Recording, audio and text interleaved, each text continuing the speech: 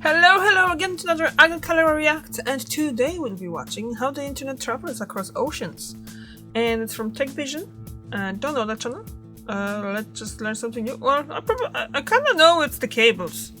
I watched something else in regards to something like that, and I was wondering how the cables are laid down. I'll have to really find something to learn how the cables across oceans are being laid down and how kind of technology is there. So let's just go, let's learn how the internet travels across 99% oceans. of all internet traffic, from this video to your Pokemon Go account to your family WhatsApp group, runs on a hidden network of undersea cables. Why should you care? Because modern life is increasingly dependent on those slinky subaquatic wires, and they get attacked by sharks from time to time. How do they work? What's the future for them? Join us today as we plunge the depths and ask how the internet travels across oceans.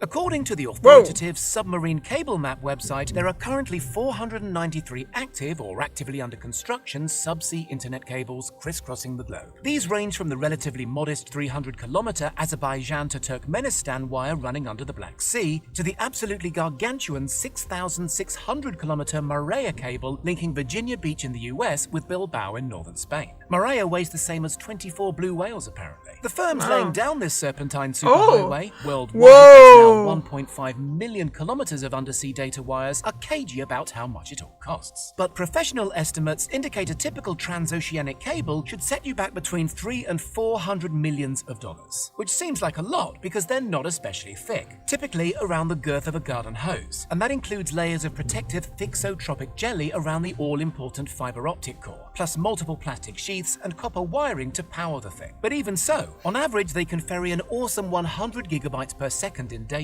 with newer and forthcoming cables able to transmit 400 gigabytes per second. I'm sorry, but are they just like that? When you go to that beach in Virginia Beach and stuff, you're just gonna see that cable there just like that? And it's not protected in any way?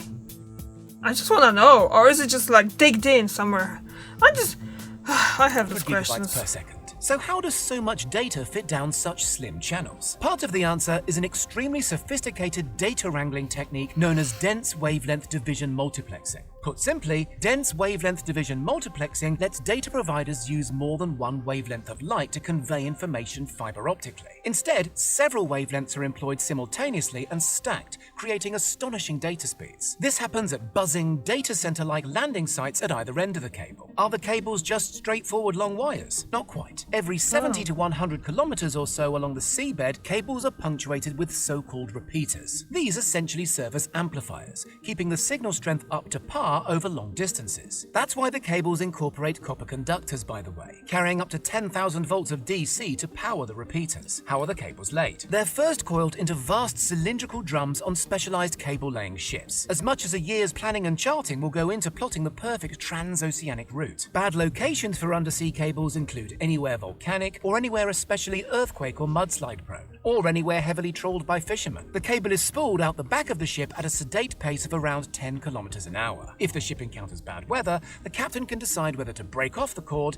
tie it to a buoy, and retreat to calmer waters. When the storm passes, the ship returns to the buoy and picks up where it left off. Accidents and outages on the cables can and do occur. In 2012, Hurricane Sandy in the US knocked out several key transatlantic cables, disrupting networks for hours. In 2011, the Fukushima earthquake in Japan caused similar online carnage. The vast majority of such disruptions, however, are the result of human carelessness, typically trawler nets or wayward ships anchors. Cables situated close to the shore are significantly more at risk from such disruption. As such, the nearer to land a cable is, the more likely it'll be carefully armor-plated. Many are even dug into the seabed in long dedicated trenches, carved out using ship-drawn plows. Awesomely, sharks have been spotted nibbling on one of Google's subsea cables. Get your teeth into this 2014 clip. More sinister even than that, the US government has consistently warned of interference in the cables from hostile foreign powers like Russia or China. The US government should know all about that. Whistleblower Edward Snowden revealed in 2013 how the NSA had no qualms eavesdropping on fiber optic communications. The geopolitical implications of undersea cables are also fascinating. Last year, the Australian government intervened to prevent Chinese technology giant Huawei from installing a cable connecting Australia with the Solomon Islands. The fear is that China could use the link to gain access to Australia's sensitive internal networks. So who actually owns these cables? cables? That's an interesting question. It's an expensive business, so historically nations or quasi-national telecom providers have picked up the bill. The world's biggest owner of cables remains America's AT&T, with a stake in some 230,000 kilometers of undersea cable. The second biggest owner is China Telecom. Frequently, cables are owned by groups or consortia of up to 50 separate owners, including tech firms, local government agencies, and other businesses. And while this model helps spread the initial cost, it's less helpful when something goes wrong and nobody can agree who has to put on a wetsuit and do something about it. Increasingly, big tech is recognizing its scope for growth is limited by the undersea cable network. So over the past few years, the overwhelming majority of investment in undersea cable infrastructure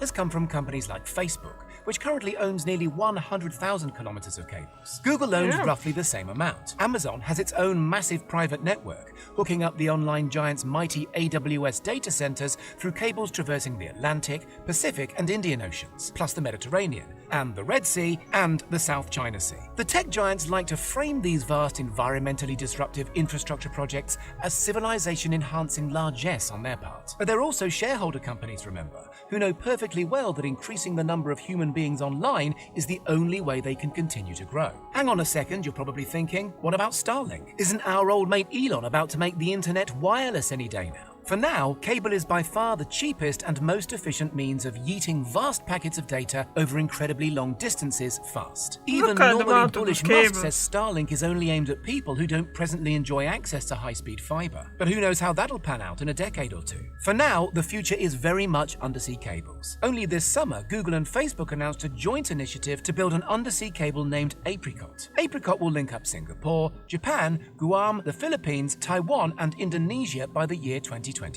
The longest subaquatic cable ever, a 45,000-kilometer billion-dollar monster called To Africa that will link up 33 nations, was just bankrolled by a Facebook-led consortium. What do you think? Will mankind's ingenious submarine network one day look as obsolete as the telegraph? Let us know in the comments. And don't forget to subscribe for more totally wired tech content. Okay, so now I learned how those cables are. That was cool. Back to the question that I asked, will they be obsolete at some stage? I believe so. At some stage, way in the future, they will be obsolete, and I really believe that whole technology behind Starlink will kind of kick in and it's gonna be good. Looking at the amount of like satellites and stuff, like I'm not saying it's 50 or 100, I'm saying more like a few hundred years ahead. For the next few hundred years, those cables probably gonna be the only way to actually like have internet across the oceans and seas and stuff like that. So yeah, but that was kind of cool. And and they answered my question about how are they and when they're coming on the beach and they're armored. So yeah, cool, good to know. Yeah. Alright, that was cool. Did you like that video? Because I did. Yeah, I don't know what else to say, because honestly everything was there. And thank you very much for watching, and I see you tomorrow. Bye.